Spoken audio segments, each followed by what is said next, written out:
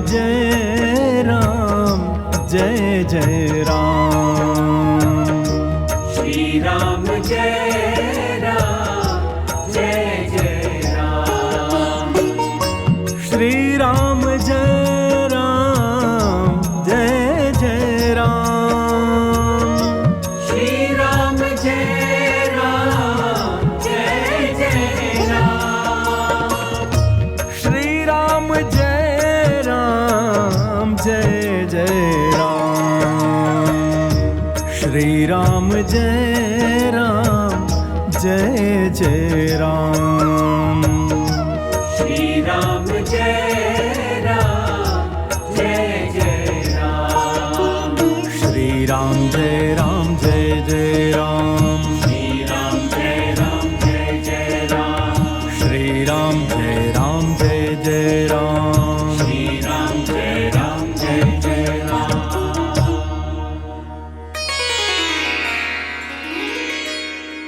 श्री सीतारामचंद्राभ्याम नमः।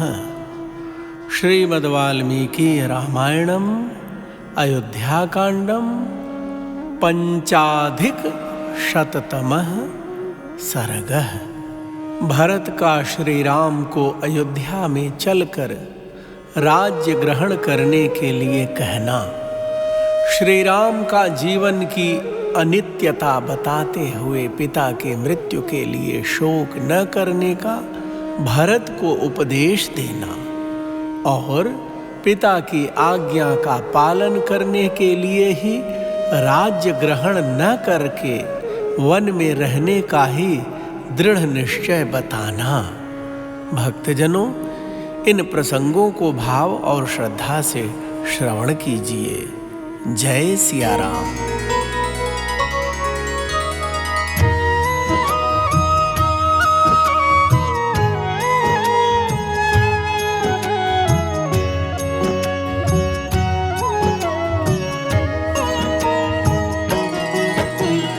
ततः पुरुष सिंहानां वृतानां तैः सुहृद्गणैः शोचतामेव रजनी दुःखेन व्यत्यवर्तत।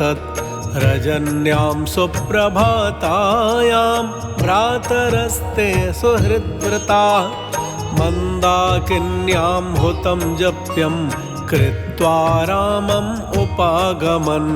तूष्णीं ते समुपासीना न कश्चित् किञ्चिदब्रवीत्। भरतस्तु सुहृन्मध्ये रामं वचनमब्रवीत्। सान्त्विता मामिका माता दत्तं राज्यम् इदं मम। तद्ददामि तवैवाहं भुङ्क्ष्व राज्यम् अकण्टकम्।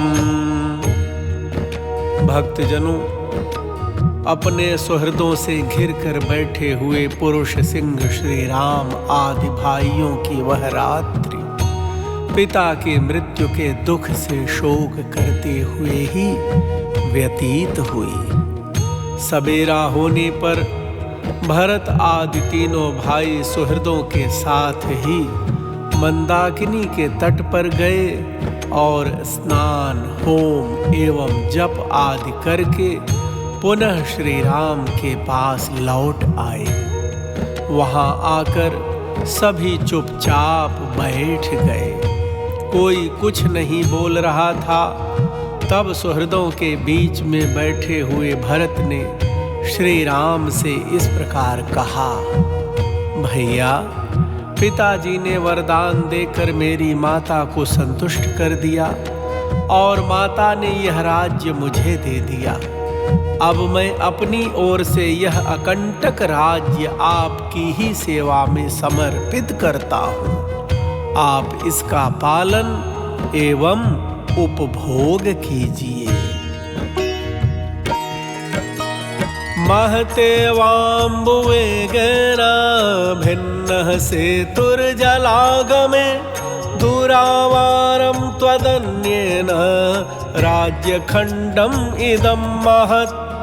गतिं खर इवाश्वस्य तार्क्षस्येव पततृणः अनुगन्तुं न शक्तिर्मे गतिं तव महीपते। सुजीवं नित्यशस्तस्य यः परैरुपजीव्यते। राम तेन तु दुर्जीवं यः परानुपजीवति। यथा तु रोपितो वृक्षः पुरुषेण विवर्धितः। ह्रस्वकेन दुरारोहो रूढस्कन्धो महाद्रुमः।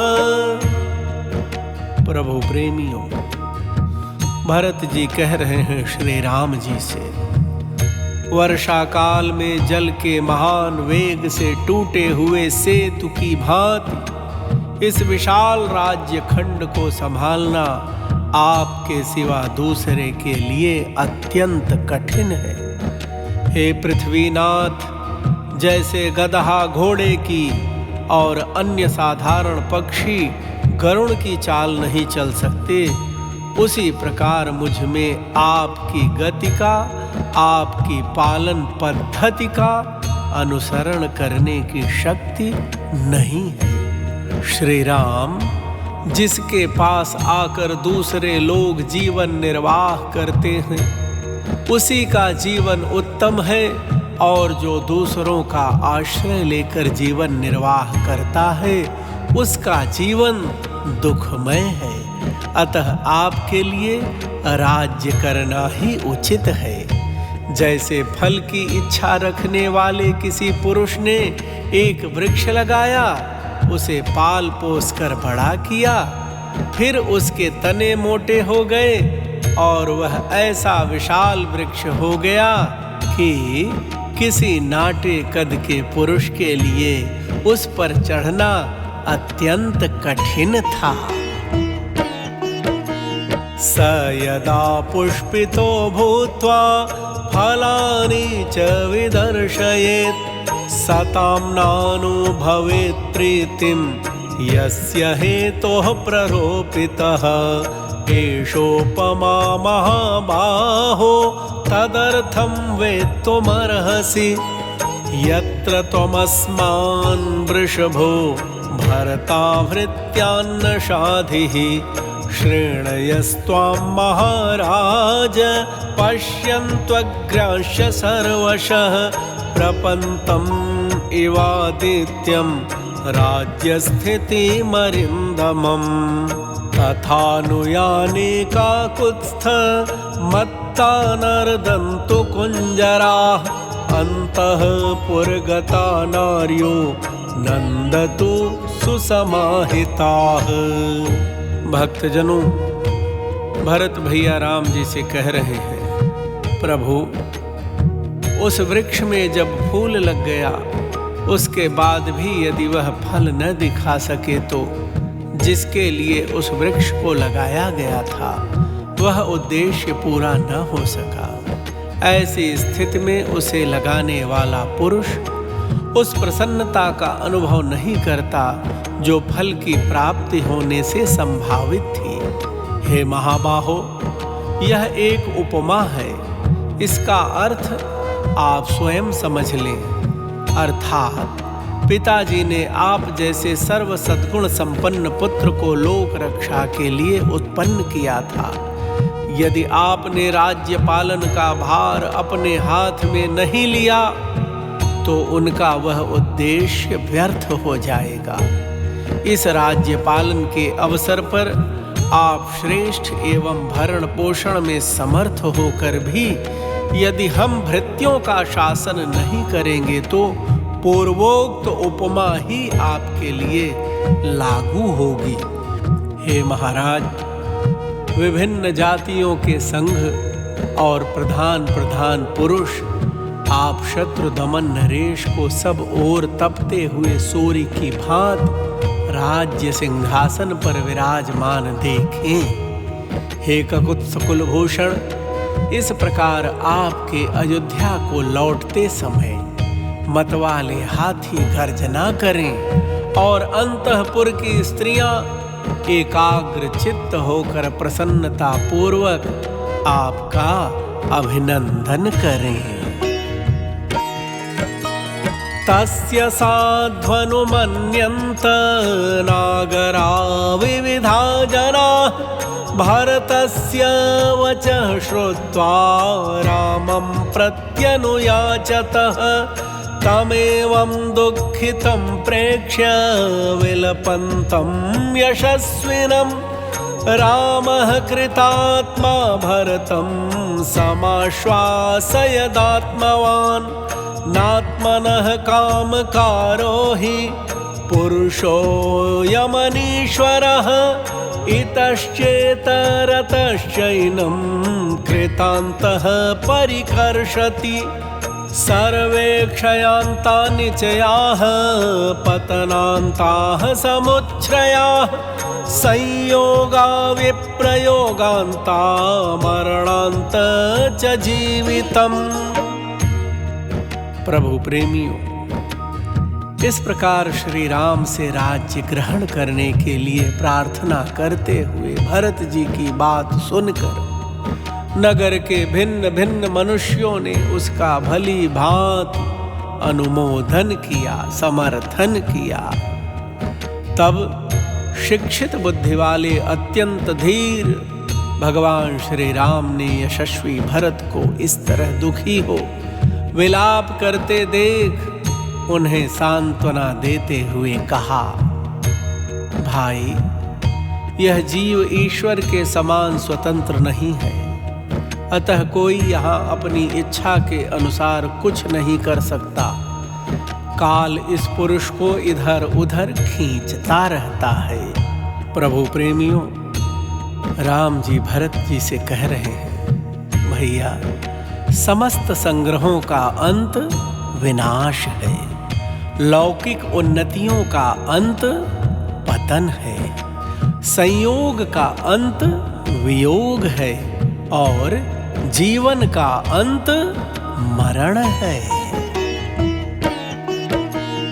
यथा फलानां पक्वानां नान्यत्र पतनात् भयम् एवं नरस्य जातस्य नान्यत्र मरणात् भयम् यथागारं दृढस्थूणं जीर्णं भूत्वोपसीदति तथा वसीदन्ति नरा जरा मृत्युवशङ्गताः अत्येति रजनीयातु सा न प्रतिनिवर्तते यात्येव यमुना पूर्णं समुद्रम् उदकार्णवम् अहोरात्राणि गच्छन्ति सर्वेषां प्राणिनाम् इह आयुंषि क्षपयन्त्याशु ग्रीष्मे जलमिवांशवः। भक्तजनों, राम जी कहते हैं भरत जी को, भैया, जैसे पके हुए फलों को पतन के सिवा और किसी से भय नहीं है, उसी प्रकार उत्पन्न हुए मनुष्यों को मृत्यु के सिवा और किसी से भय नहीं है। जैसे सुदृढ़ खंभे वाला मकान भी पुराना होने पर गिर जाता है, उसी प्रकार मनुष्य जरा और मृत्यु के वश में पड़कर नष्ट हो जाते हैं। जो रात बीत जाती है वह लौटकर फिर नहीं आती है। जैसे यमुना जल से भरे हुए समुद्र की ओर जाती ही है, उधर से लौटती नहीं। दिन रात लगातार बीत रहे हैं और इस संसार में सभी प्राणियों की आयु का तीव्र गति से नाश कर रहे हैं। ठीक वैसे ही जैसे सूर्य की किरणें ग्रीष्म ऋतु में जल को शीघ्रता पूर्वक सोखती रहती हैं। आत्मानम् अनुशोचत्वं किमन्यम् अनुशोचसि आयुस्तु हीयते यस्य स्थितस्यास्य गतस्य च सहैव मृत्युर्व्रजति सह मृत्युर्निषीदति गत्वा सुदीर्घमध्वानं सह मृत्युर्निवर्तते। गात्रेषु वलयः प्राप्ताः श्वेताश्चैव शिरोरुहाः। जरया पुरुषो जीर्णः किं हि कृत्वा प्रभावयेत्। नन्दन्त्युदित आदित्ये नन्दन्त्यस्तमिते हनि। आत्मनो नावबुध्यन्ते मनुष्या जीवितक्षयम्। भक्तजनों, राम जी भरत जी से कहते हैं, भैया तुम अपने लिए ही चिंता करो, दूसरे के लिए क्यों बार बार शोक करते हो। कोई इस लोक में स्थित हो या अन्यत्र गया हो, जिस किसी की भी आयु तो निरंतर क्षीण ही हो रही है। मृत्यु साथ ही चलती है, साथ ही बैठती है, और बहुत बड़े मार्ग की यात्रा में भी साथ ही जाकर वह मनुष्य के साथ ही लौटती है। शरीर में झुर्रियां पड़ गईं, सिर के बाल सफेद हो गए, फिर जरावस्था से जीर्ण हुआ मनुष्य कौन सा उपाय करके मृत्यु से बचने के लिए अपना प्रभाव प्रकट कर सकता है। लोग सूर्योदय होने पर प्रसन्न होते हैं, सूर्यास्त होने पर भी खुश होते हैं, किंतु यह नहीं जानते कि प्रतिदिन अपने जीवन का नाश हो रहा है। हृष्यन्त्रितुमुखं दृष्ट्वा नवं नवमिवागतं। ऋतूनां परिवर्तेन प्राणिनां प्राणसंक्षयः। यथा काष्ठं च समेयातां महार्णवे। समेत्यतो व्यपेयातां कालमासाद्य कञ्चन। एवं भार्याश्च पुत्राश्च ज्ञातयश्च वसूनि च समेत्य व्यवधावन्ति। ध्रुवो हीशां विना भवः नात्र कश्चित् यथा भावं प्राणी समतिवर्तते। तेन तस्मिन् सामर्थ्यं प्रेतस्यास्त्यनुशोचतः। भक्तजनों, प्रभु श्री राम भरत भैया से कह रहे हैं, भैया किसी ऋतु का प्रारंभ देखकर मानो वह नई नई आई हो, पहले कभी नहीं आई हो, ऐसा समझकर लोग हर्ष से खिल उठते हैं। परंतु यह नहीं जानते कि इन ऋतुओं के परिवर्तन से प्राणियों के प्राणों का अर्थात आयु का क्रमशः क्षय हो रहा है। जैसे महासागर में बहते हुए दो काठ कभी एक दूसरे से मिल जाते हैं और कुछ काल के बाद अलग भी हो जाते हैं, उसी प्रकार स्त्री पुत्र कुटुंब और धन भी मिलकर बिछुड़ जाते हैं, क्योंकि इनका वियोग अवश्यंभावी है। इस संसार में कोई भी प्राणी यथा समय प्राप्त होने वाले जन्म मरण का उल्लंघन नहीं कर सकता। इसलिए जो किसी मरे हुए व्यक्ति के लिए बारंबार शोक करता है, उसमें भी यह सामर्थ्य नहीं है कि वह अपनी ही मृत्यु को टाल सके। यथा हि सार्थं गच्छन्तं ब्रूयात् कश्चित् पथि स्थितः अहमप्यागमिष्यामि पृष्ठतो भवताम् इति। एवं पूर्वैर्गतो मार्गः पितृपैतामहैर्ध्रुवः तमापन्नः कथं शोचेत् यस्य नास्ति व्यतिक्रमः। वयसः पतमानस्य श्रोतसो वनिवर्तिनः आत्मा सुखे नियोक्तव्यः सुखभाजः प्रजाः स्मृताः धर्मात्मा सुशुभैः कृत्स्नैः कृतिभिश्चाप्तदक्षिणैः धूतपापो गतः स्वर्गं पितानः पृथ्वीपतिः।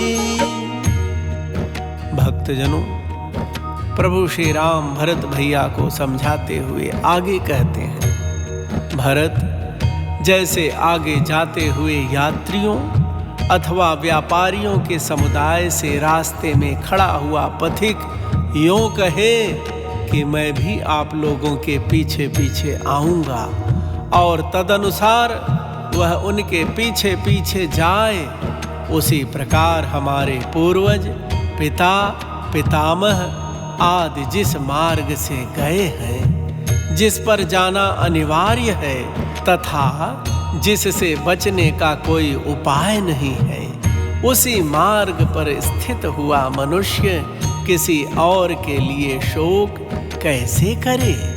जैसे नदियों का प्रवाह पीछे नहीं लौटता, उसी प्रकार दिन दिन ढलती हुई अवस्था फिर नहीं लौटती है, उसका क्रमशः नाश हो रहा है। यह सोचकर आत्मा को कल्याण के साधन भूत धर्म में लगावें, क्योंकि सभी लोग अपना कल्याण चाहते हैं। तात भरत हमारे पिता धर्मात्मा थे।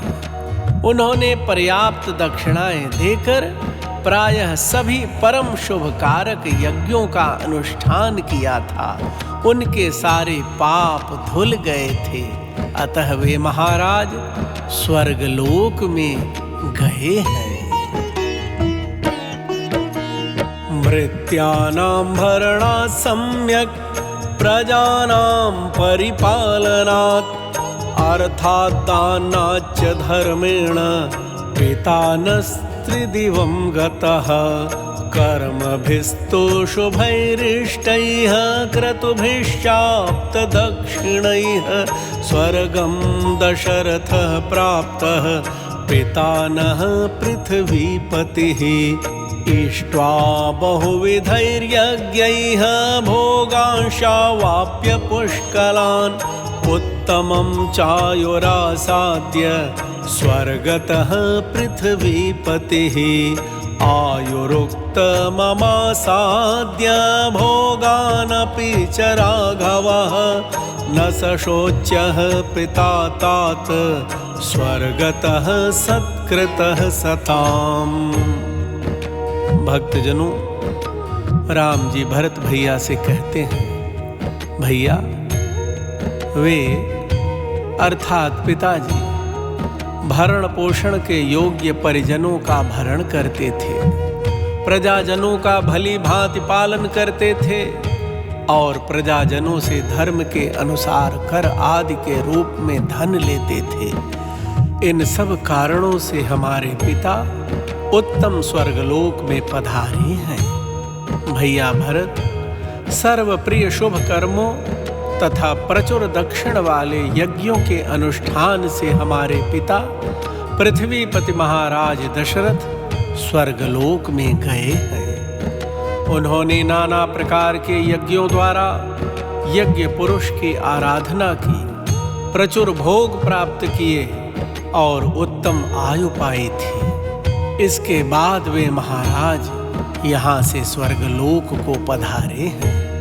तात, अन्य राजाओं की अपेक्षा उत्तम आयु और श्रेष्ठ भोगों को पाकर हमारे पिता सदा सत्पुरुषों के द्वारा सम्मानित हुए हैं। अतः स्वर्गवासी हो जाने पर भी वे शोक करने योग्य नहीं हैं। सजीर्णामानुषं देहं परित्यज्य पिताहिनः दैवीमृद्धिमनुप्राप्तो ब्रह्मलोकविहारिणीं तं तु नैवं विधः कश्चित् प्राज्ञः शोचितुमर्हसि तद्विधो मद्विधश्चापि श्रुतवान् बुद्धिमत्तरः एते बहुविधाः शोका विलापरूदिते तदा वर्जनीया हि धीरेण सर्वावस्थासु धीमता सस्वस्थो भवमाशोको यात्वा चावसतां पुरीं तथा पित्रा नियुक्तोऽसि वशिना वदतां वर।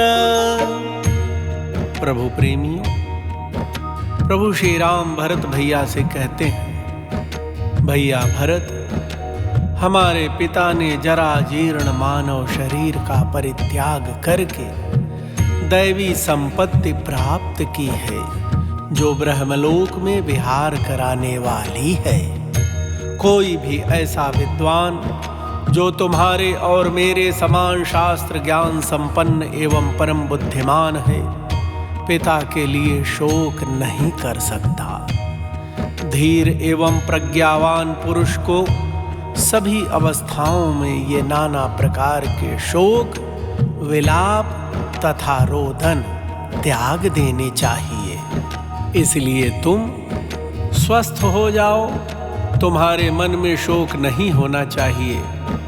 हे वक्ताओं में श्रेष्ठ भरत, तुम यहाँ से जाकर अयोध्यापुरी में निवास करो, क्योंकि मन को वश में रखने वाले पूज्य पिताजी ने तुम्हारे लिए यही आदेश दिया है।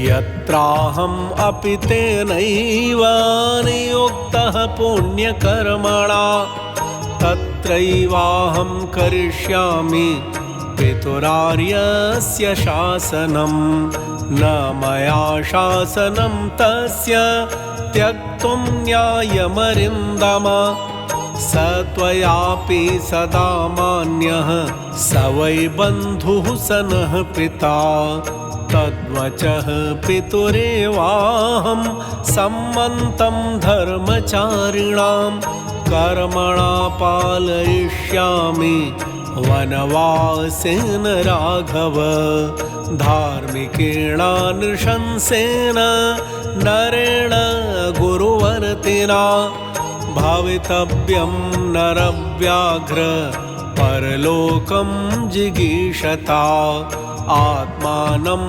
अनुतिष्ठत्वं स्वभावेन नरर्षभ निशाम्य तु शुभं वृत्तं पितुः दशरथस्य नः। भक्तजनों, प्रभु श्री राम कहते हैं, भैया भरत, उन पुण्यकर्मा महाराज ने मुझे भी जहाँ रहने की आज्ञा दी है, वहीं रहकर मैं उन पूज्य पिता के आदेश का पालन करूंगा। हे शत्रु दमन भरत, पिता की आज्ञा की अवहेलना करना मेरे लिए कदापि उचित नहीं है। वे तुम्हारे लिए भी सर्वदा सम्मान के योग्य हैं, क्योंकि वे ही हम लोगों के हितैषी बंधु और जन्मदाता थे। हे रघुनंदन, मैं इस वनवास रूपी कर्म के द्वारा पिता के ही वचन का जो धर्मात्माओं को भी मान्य है पालन करूंगा। हे नरश्रेष्ठ, परलोक पर विजय पाने की इच्छा रखने वाले मनुष्य को धार्मिक क्रूरता से रहित और गुरुजनों का आज्ञा पालक होना चाहिए। हे मनुष्यों में श्रेष्ठ भरत, हमारे पूज्य पिता दशरथ के शुभ आचरणों पर दृष्टिपात करके तुम अपने धार्मिक स्वभाव के द्वारा आत्मा की उन्नति के लिए प्रयत्न करो।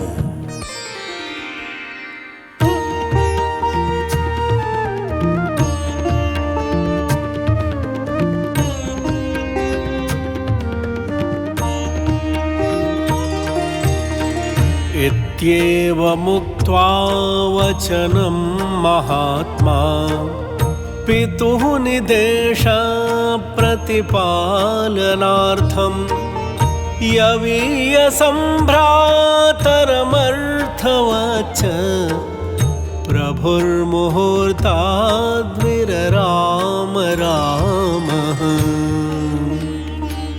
प्रभु प्रेमी, सर्वशक्तिमान महात्मा श्री राम एक मुहूर्त तक अपने छोटे भाई भरत से पिता की आज्ञा का पालन कराने के उद्देश्य से ये अर्थयुक्त वचन कहकर चुप हो गए। इत्यार्षे श्रीमद् रामायणे वाल्मीकिये आदि काव्ये अयोध्या कांडे पंचाधिकशततमः सर्गः। इस प्रकार श्री वाल्मीकि निर्मित आर्ष रामायण आदि काव्य के अयोध्या कांड में 105वां सर्ग पूरा हुआ। वनवासी प्रभु श्री राम चित्रकूट में रहकर आप सबका सदा सर्वदा हित करें, कल्याण करें। आप सभी प्रभु प्रेमियों को प्रेम प्रकाश दुबे का सादर जय सिया राम। श्री राम जय राम जय जय राम। श्री राम जय राम जय जय राम। श्री राम जय राम जय जय राम। श्री राम जय राम जय जय राम। श्री राम जय राम जय जय राम। श्री राम जय राम जय जय राम। श्री राम जय राम जय जय राम। श्री राम जय राम जय जय राम। श्री राम जय राम जय जय राम। श्री राम जय राम जय जय राम। श्री राम जय राम जय जय राम। श्री राम जय राम जय जय राम। श्री राम जय राम जय जय राम। श्री राम जय राम जय जय राम। श्री राम जय राम जय जय राम। श्री राम जय राम जय